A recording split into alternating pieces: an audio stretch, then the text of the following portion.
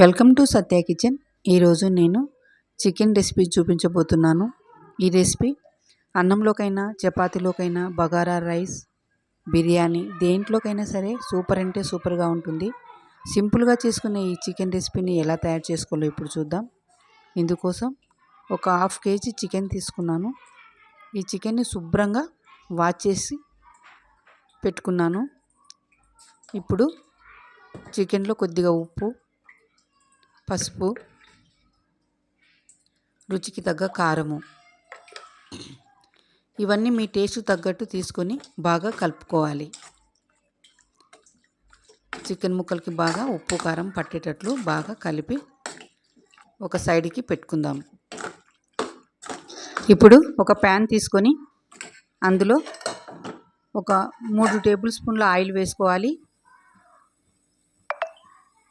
Oil కొంచెం heat అయిన తర్వాత ఆనియన్ ముక్కలు వేసుకుందాము. నేను ఇక్కడ మీడియం సైజు 2 ఆనియన్స్ తీసుకొని ఇలా ముక్కలుగా కట్ చేసి వేసుకున్నాను. ఫ్రెండ్స్, మొదటిసారి మీరు నా ఛానల్ చూస్తున్నట్లయితే ప్లీజ్ సబ్స్క్రైబ్ చేసుకోండి. కొంచెం వేగిన తర్వాత పచ్చిమిర్చి ముక్కలు వేసుకోవాలి. ఒకసారి కలుపుకుందాము. ఆనియన్స్ గోల్డెన్ కలర్కి వచ్చిన తర్వాత ఒక స్పూను అల్లం వెల్లుల్లి పేస్ట్ వేసుకోవాలి.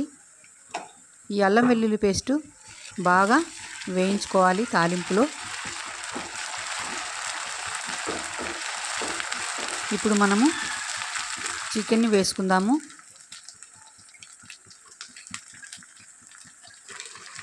ఈ తాలింపు చికెన్కి బాగా పట్టేటట్లు బాగా కలుపుకోవాలి. సింపుల్ రెసిపీ అండి, చాలా టేస్ట్గా ఉంటుంది, త్వరగా కూడా అయిపోతుంది ఈ రెసిపీ. చూడండి, తాలింపులో బాగా కలుపుకున్న తర్వాత మూత పెట్టి మగ్గించుకోవాలి.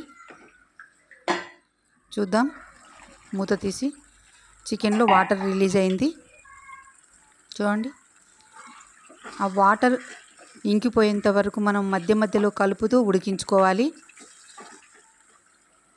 మూత పెట్టి మరికొద్దిసేపు మగ్గిద్దాము. చూద్దాము.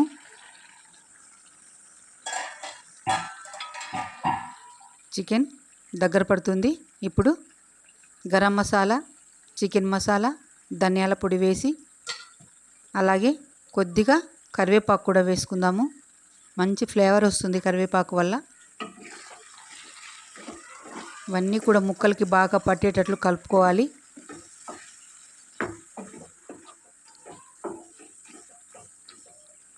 ఇవి మగ్గడానికి మూత పెట్టి ఒక 2 నిమిషాలు ఉడికించుకుందాము.